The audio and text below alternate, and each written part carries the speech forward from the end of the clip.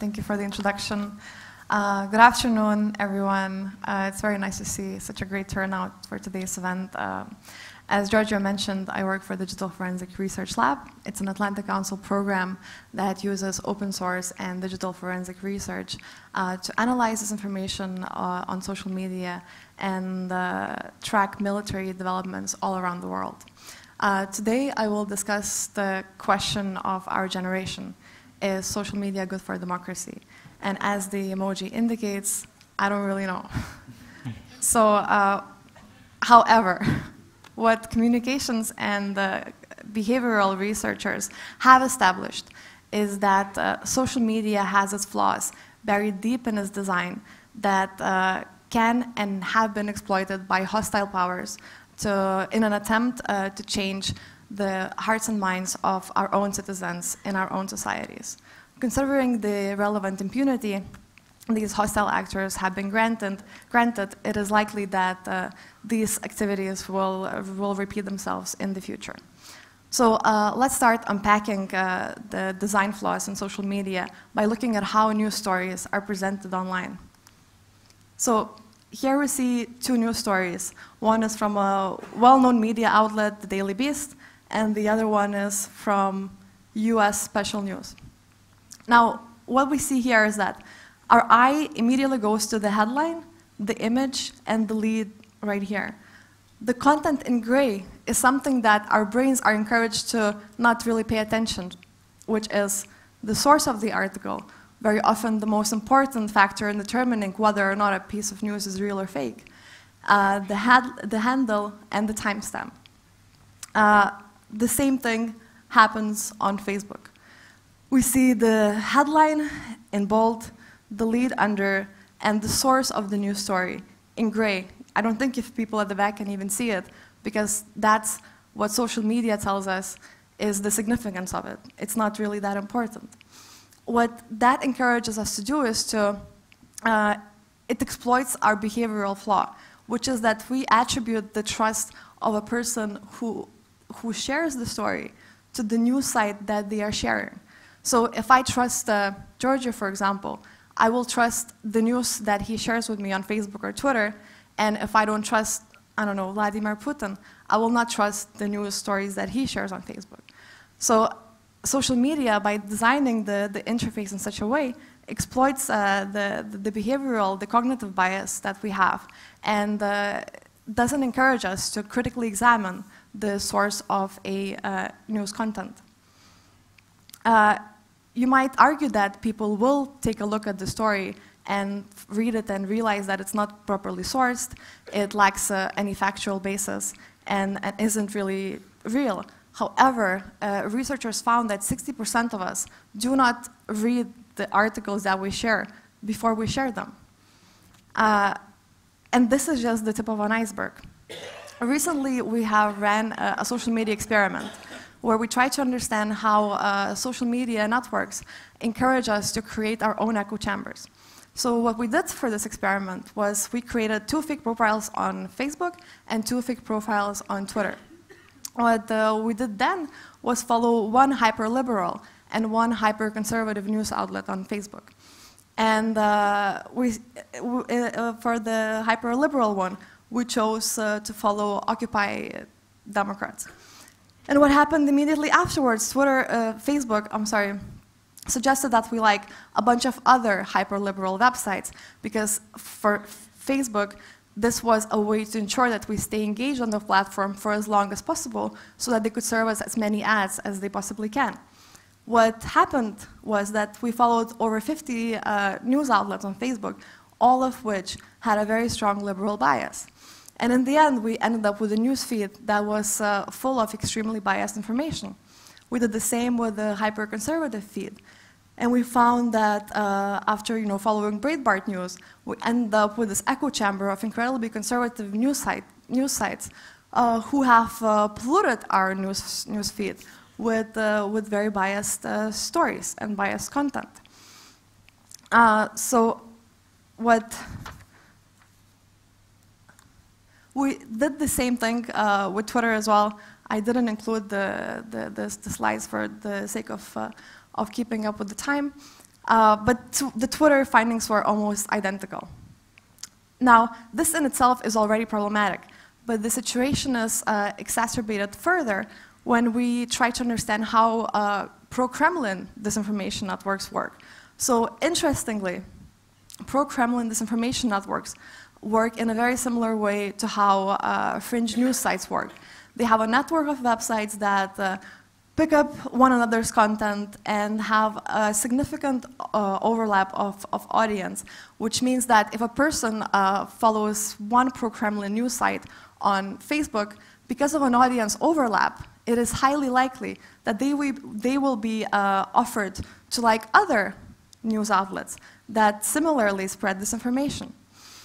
This means that when a user likes just one disinformation outlet, it is immediately exposed to a network of them, and that is problematic. So recommendation algorithms help create these impenetrable echo chambers where fact checkers are not really welcome. And this is what an echo chamber looks like. So here is an audience or a Twitter followers overlap of two accounts. Vesti, which is a news outlet in Russian known for spreading disinformation, and Stop Faking News, which is Stop Fakes account. It's a Ukrainian fact checker that very often debunks the stories that Vesti publishes. And as you see, the overlap between the two is less than 1%. That means that only 1% of readers who are reading Vesti News on the daily basis will know that the content that they have read may have been inaccurate because they will not organically see the content that is put out by fact checkers. Now, how does all of this affect free and fair elections, the defining feature of our modern democracies? As we have established, social media cares little for authenticity. You don't need to be a real person, you don't need to be a real news outlet to publish news on Facebook or Twitter, and you don't need to be a real American to pretend to be one on Twitter. So I'm sure many of you are familiar with this Twitter account. It's Tennessee GOP. This was an account that has become an influencer in the lead up to the US elections back in 2016. It had more than 44,000 followers, and it was followed by all of the alt-right influencers who were supporting Donald Trump. This account could not have been more patriotic, nationalist, pro-Trump, pro-gun, and all that jazz. This account was also run by Russia's research agency, which is also known as a troll farm. So what we see here is that our reliance on social media influencers for our own opinions makes us much more vulnerable to manipulation than we would be otherwise.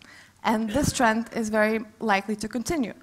So what happened with the Tennessee GOP was that it became a social media influencer, and therefore it became a political influencer. So Ann Coulter, a very prominent alt-right personality, has retweeted Tennessee GOP on numerous occasions. Tweets that Tennessee GOP published became news stories on Breitbart News. And when the account was finally suspended by Twitter because of its links to the Russian government, another alt-right personality, Jack Posobiec, complained that this is an example of Twitter censoring alt-right influencers, which is crazy. So the American elections are over, but there are many more elections yet to come. So this year, 3 Latin American countries will hold their own elections: Mexico, Colombia, and Venezuela. All 3 will elect a new president, and Mexico and Colombia will also elect new parliaments. Ahead of the elections, we decided to look at what disinformation networks the Kremlin already has in Latin America in Spanish. And what we found is quite striking. We discovered that between these 4 news outlets, they have almost 40 million people at their disposal, which means that with the right audience analysis and segmentation, they can affect how 40 million Latin Americans will vote in the upcoming elections in 2018. Now, I don't want to end on a gloomy note, so I will show you an example of how social media can and has been used to mobilize various grassroots campaigns that do not have a particularly, especially in countries that do not have a particularly strong independent media.